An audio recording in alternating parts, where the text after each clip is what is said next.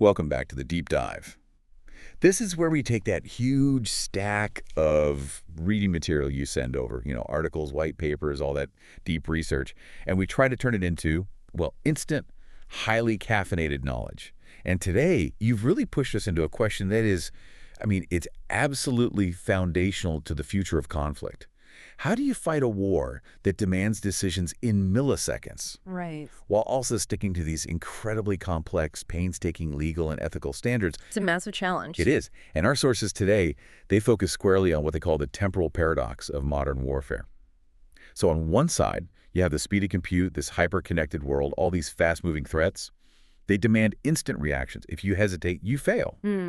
But on the other side, the legal and ethical rules, especially when you're talking about non-kinetic stuff, gray zone actions, or operating in cities, they've never been more complicated. They're almost designed to slow you down.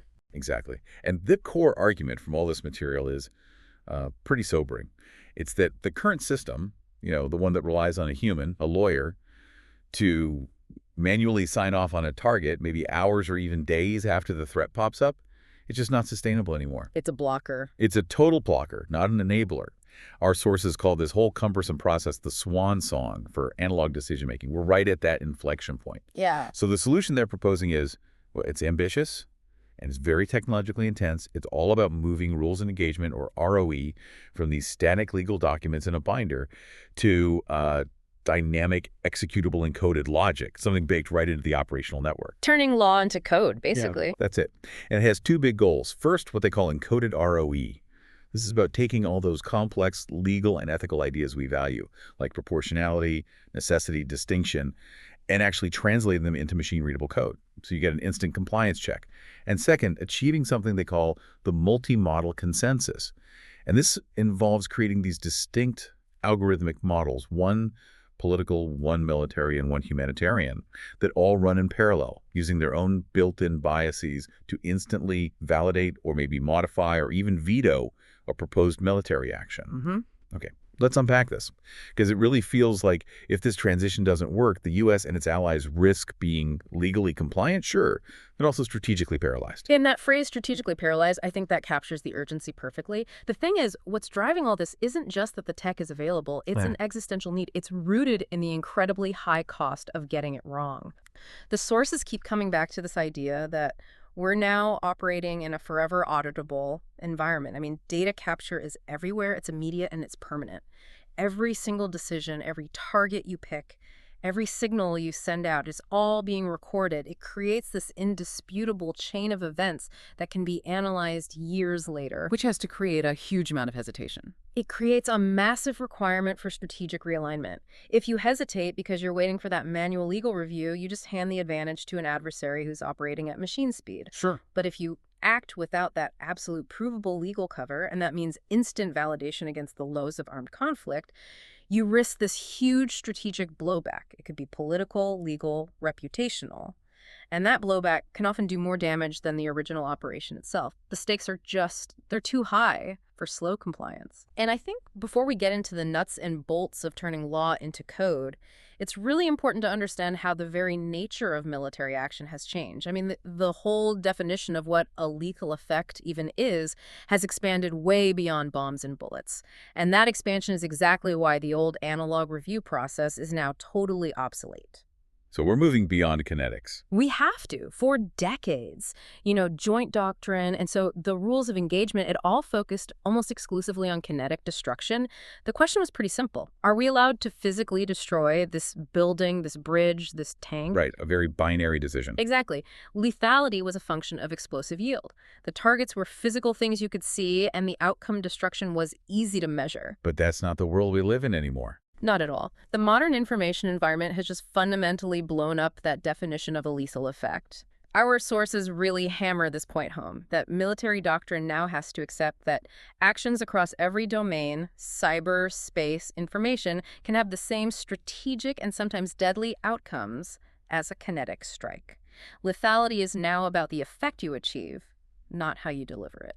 And you brought up two examples from the reading that were, well, frankly, they were chilling. The first one with the cyber effect, That really brings us into the 21st century. It does. I mean, just imagine a scenario where a state actor launches a cyber effect. It's just code, right? Purely digital, sent over network. But what if that effect is specifically designed to cut the power to a hospital? And, critically, what if that power cut causes a respirator to fail and a patient dies? Well, according to modern military legal interpretation, that is absolutely a lethal action. The fact that a missile wasn't used doesn't change the lethal outcome. And that decision, that requires legal review at the speed of a data packet. Which takes us into areas that used to be seen as purely civilian or informational. And that's where the second example comes in, this idea of shouting fire in a crowded theater. And that's where the legal complexity just explodes. You know, in a civil context, falsely yelling fire is a clear legal violation. But when you scale that up to a military information operation, say, you're spreading sophisticated, targeted disinformation to cause mass panic, or start an internal conflict, or trigger a stampede. That information itself becomes the weapon. It causes physical harm, it achieves a lethal effect through manipulation, through psychological operations, and the divergence between the old process for approving a target and what you need for this, it's massive. The old questions were so straightforward. Is it a combatant? Is this a military base? Can we blow it up? Simple go, no go. Exactly. Now, the effects we're trying to achieve they're ethereal, they're complex. We're talking about manipulating the cognitive domain. Things like military deception, PSYOP, electronic warfare, messing with a country's civil infrastructure or financial systems. And those actions must carry enormous strategic risk. The ripple effects seem so unpredictable. They're huge. And that is the root of the temporal paradox. Because these non-kinetic actions, like targeting a nation's financial system, they have such a high potential for strategic blowback. You know, violating international law, disrupting civilian services. Historically, those kinds of actions demand approval from the absolute highest levels of government.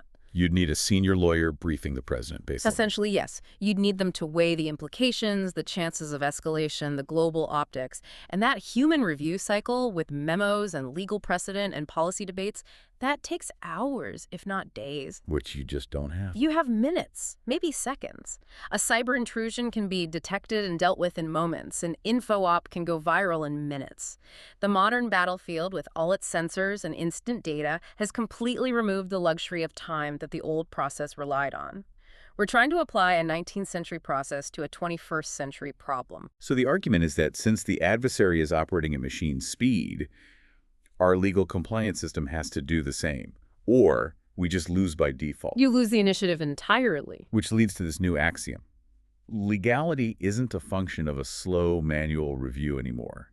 It has to be a function of instantaneous encoded logic. Precisely. We have to codify the law of armed conflict, those core principles of distinction, necessity, proportionality, into a language the network can understand and process against massive real-time data streams. The law itself has to become part of the network's architecture. And this is where it gets really interesting, because the second you start talking about putting legal and ethical rules into code, people get worried. You know, the black box problem. Are you handing lethal decisions over to an algorithm? So how do the sources say they're going to build this digital backbone without losing accountability? Right. The sources define the immediate goal here as detangling the decision from the delay. And this means you have to get rid of that old, slow, linear human-to-human approval chain. The one with all the phone calls and signatures? Yes, that one.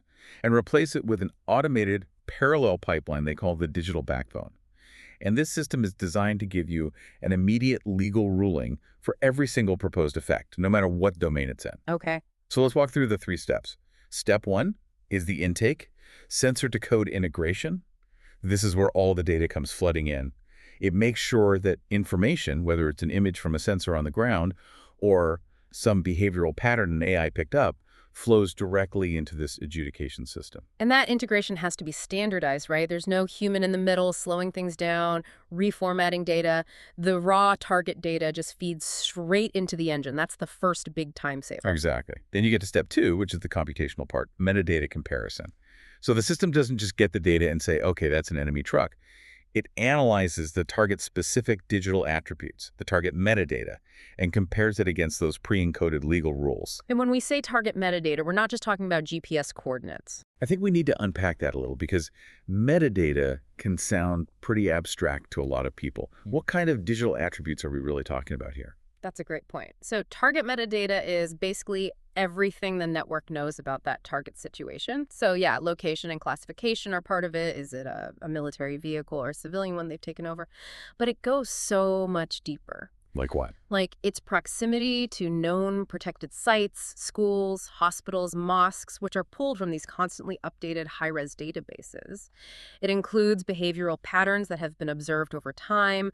Does this vehicle always park in civilian areas? Does it only move at certain times of day? Okay, I see. So all of this complex layered data, the metadata, is instantly checked against the encoded ROE. For instance, the coded rule might say you can't strike a certain type of vehicle if it's within 50 meters of a school, unless that vehicle has been showing specific aggressive behaviors for more than 15 minutes. The system runs that complex check in nanoseconds. And then there's the third step, which really gets at the complexity of modern warfare: layered effects analysis. This goes way beyond just deciding whether to drop a bomb. That's right. The system looks at the military objective and then figures out the most legally compliant and strategically smart way to achieve the desired effect. It doesn't just ask, can we destroy the tank? It asks, how can we neutralize the tank's ability to operate in a way that's fully legal? And that might not involve destroying it at all. It might not. It might analyze the situation and see that a full kinetic strike on a command center has too high a risk of collateral damage. But it might validate using a combination of effects. Maybe a low-yield cyber attack to knock out their communications, followed by an electronic warfare signal to blind their sensors. That combination achieves the mission operational paralysis while staying well within the legal threshold for collateral damage. A human could never do that kind of complex calculation under pressure. Not in a time-sensitive scenario. And this entire structure is necessary because of that forever auditable battlefield we talked about. It's a complete shift in how we think about military accountability. Right. I mean, you think back to older conflicts. Yeah. And decisions were logged in a written report after the fact. There wasn't this pervasive real-time data trail. Exactly. Which gave operators a certain amount of tactical leeway. But now, every keystroke, every drone flight path, every decision an algorithm makes is recorded and stored forever, and that creates this immense hesitancy in the operator. Because they know they'll be second-guessed years from now. Precisely. The individual operator knows that a split-second call they make under incredible stress will be picked apart by lawyers and tribunals down the road. That legal jeopardy is what causes the paralysis. They pause, and that pause cedes the initiative to the enemy. So a core benefit of this digital backbone is actually to protect the operator. Absolutely. The automation shifts the burden of legal accountability.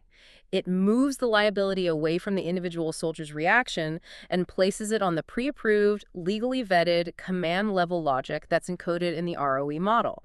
The operator is just executing a machine-validated action. So the legal liability moves up the chain of command to the people who approved the code in the first place. To the system stewards, yes. And this isn't just a theory anymore. The sources point out that 3 big technological shifts have made this kind of algorithmic ROE possible right now. A decade ago, this was science fiction. Okay, what are they? First is just ubiquitous connectivity. Modern mesh networks, satellite comms, they've gotten rid of the delays in moving massive amounts of data around the battlefield. Second is the machine readability of complex legal concepts. This has to be the hardest part, right?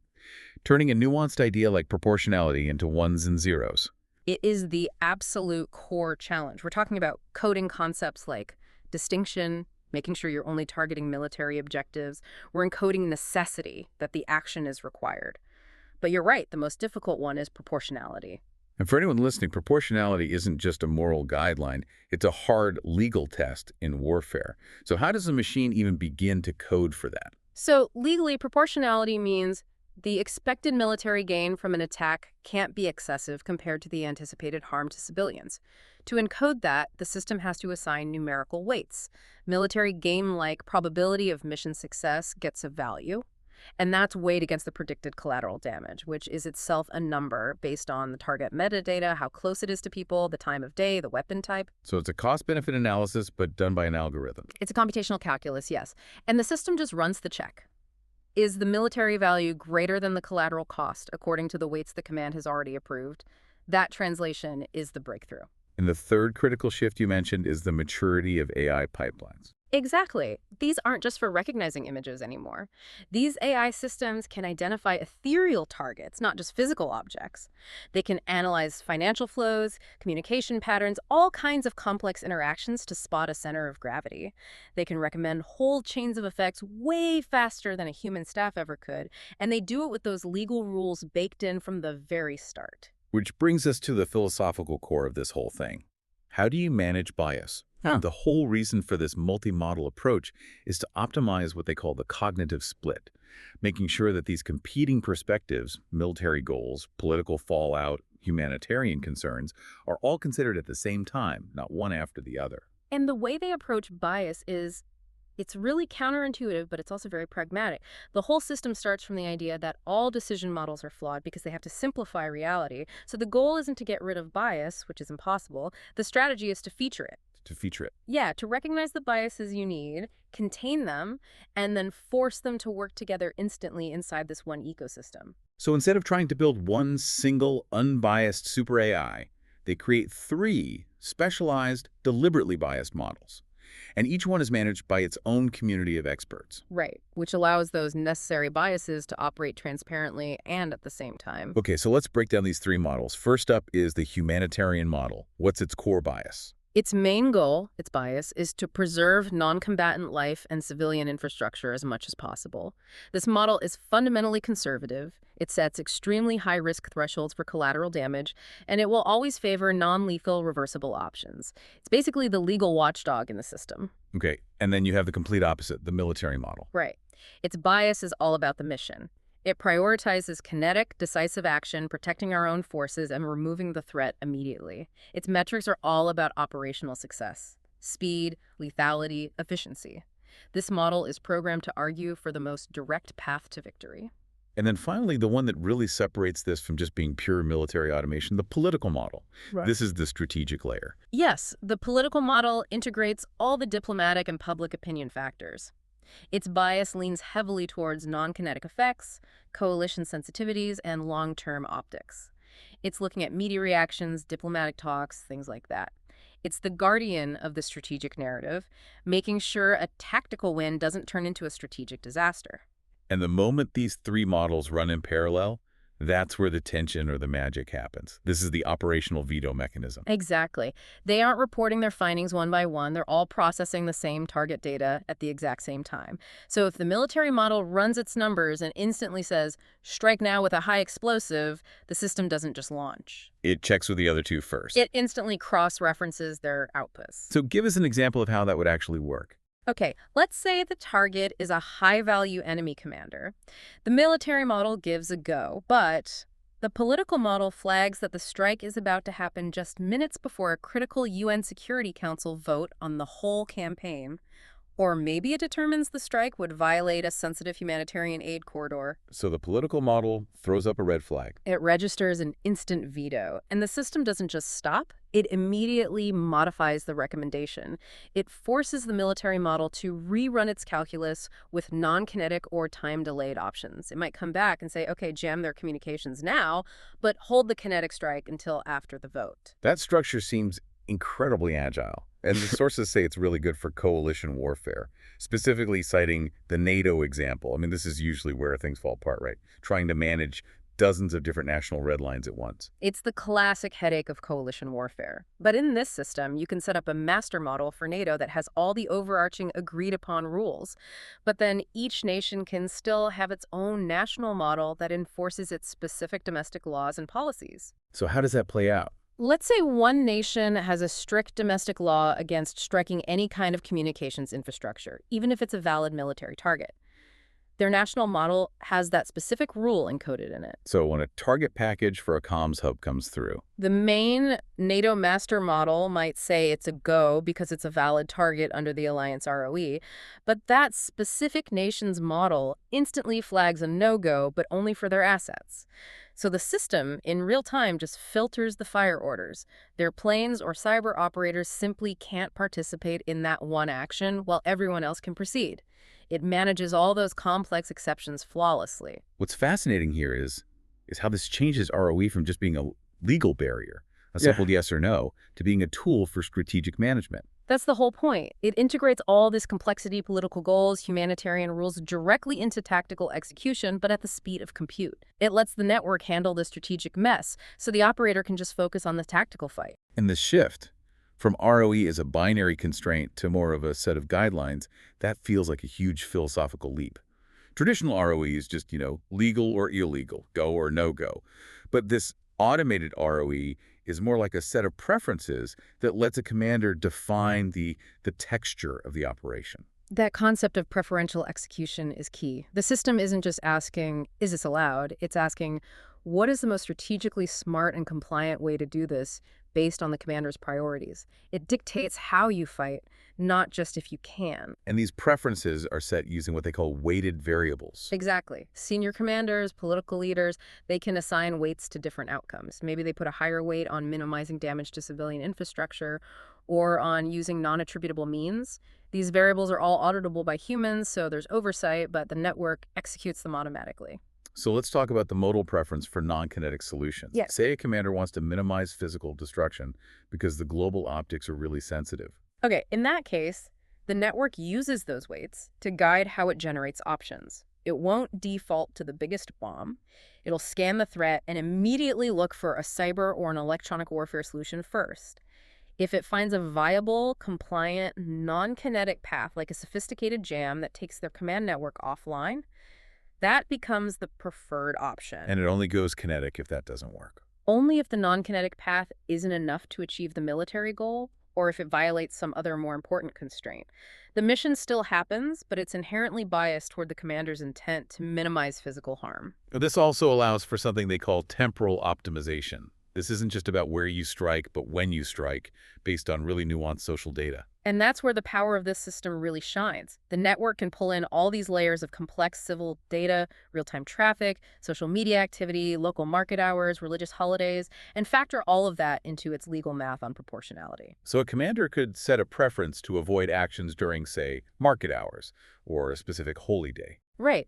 And the system doesn't just stop the mission. It actively tracks the target while it recalculates the legal window of opportunity. So the network is basically acting like a high-speed legal advisor and planner all at once. Precisely. It calculates the optimal path. It might issue a hold fire command because it calculates that waiting exactly 20 minutes for a market to clear will drop the collateral damage risk below the acceptable threshold. Or, if the threat is immediate, it might instantly recommend a very precise, low-collateral weapon like a blade missile instead of a high explosive, because that weapon better aligns with the commander's preference. So what this all really means is that it elevates the entire function of ROE. It makes sure that tactical execution, the weapon you use, the time you strike, is always reinforcing the bigger strategic story.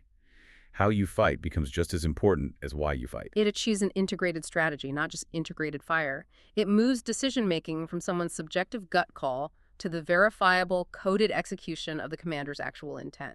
Now, the sources are pretty critical of how the old analog model handles failure. In the traditional system, if a target gets a no-go, the whole operation just hits a wall. The planning staff has to start all over again, wasting hours. And that linear failure is strategically crippling when you're in a high-speed fight. So the core innovation here is that a rejection, a no-go, isn't the end of the line. It's an automatic request for adaptation. The system stays in this loop, prioritizing the effect you want over the initial method you chose. So the algorithm just keeps trying to solve the problem within the legal rules. It's constantly generating alternatives for the human supervisor, the man on the loop. The human isn't the data processor anymore. They're the final validator of machine-generated, legally cleared options. And there are three main ways the algorithm adapts. The first one is method adaptation, so adapting the how.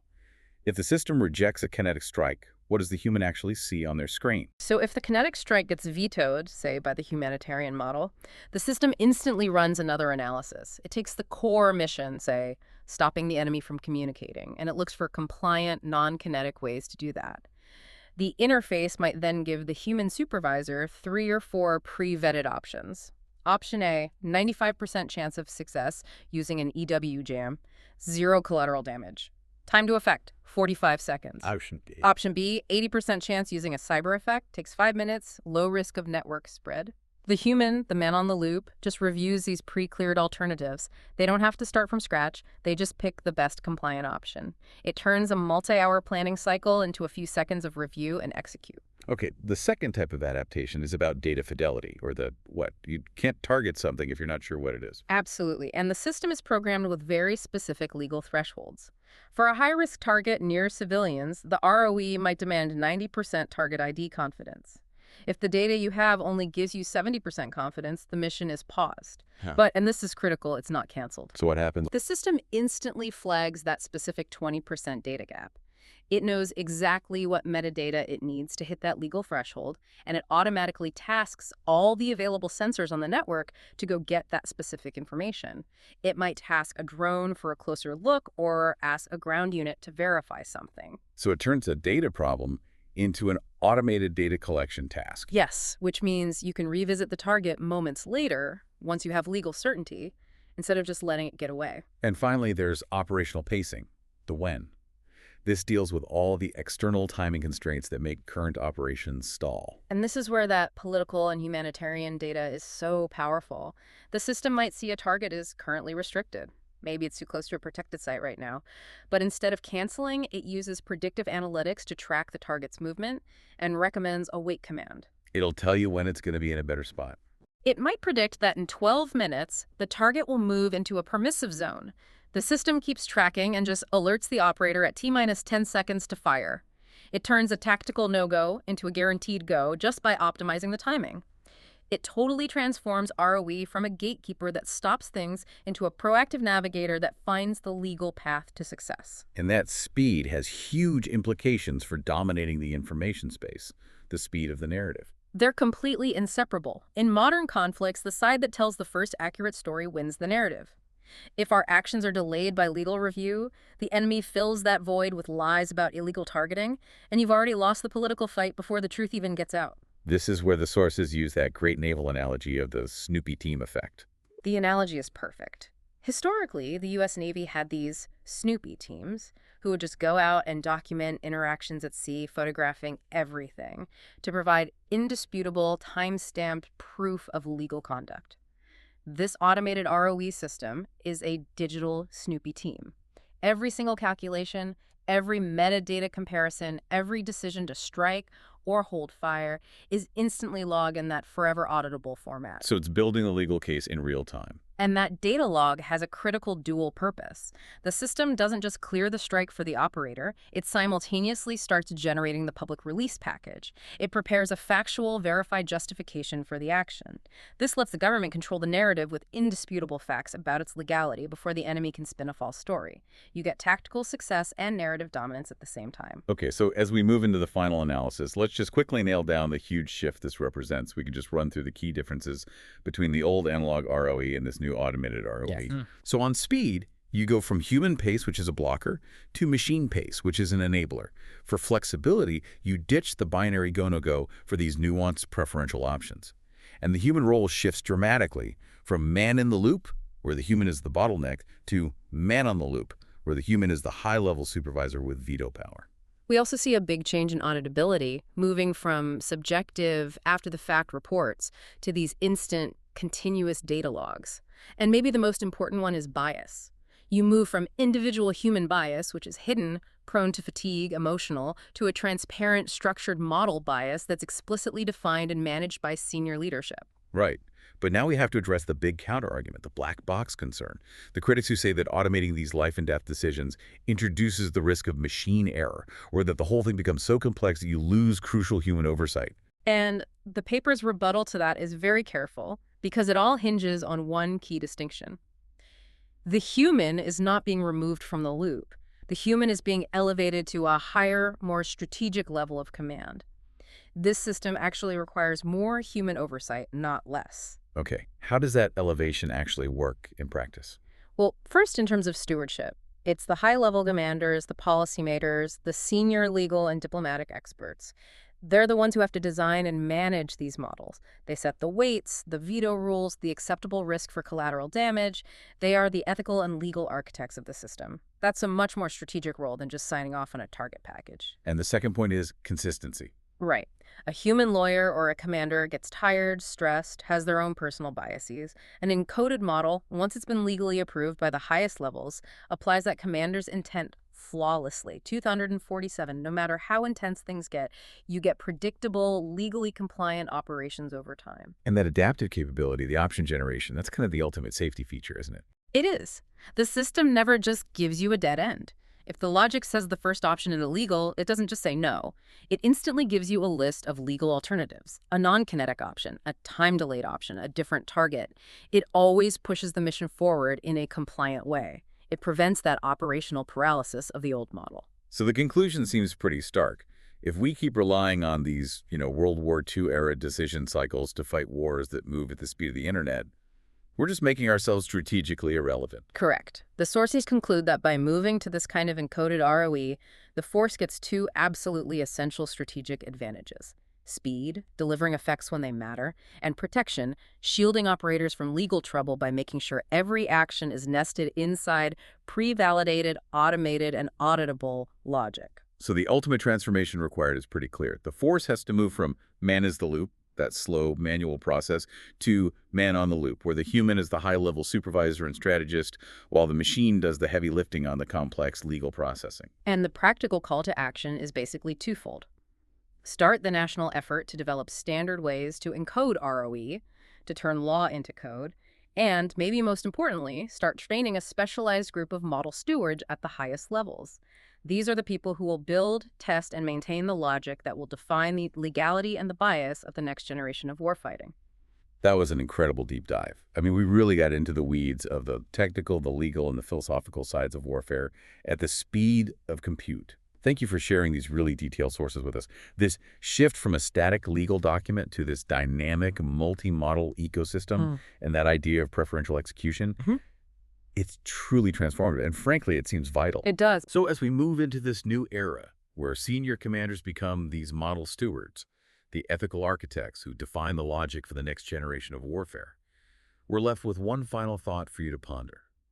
If the system requires these stewards to build the logic that will define the bias and the legality of future ROE, what foundational background, should be law, military operations, or computer science, should we prioritize when we select the people who will hold the keys to this automated future? And what kind of oversight needs to be in place to make sure all those different perspectives stay in balance? Something to think about until the next time we dive in.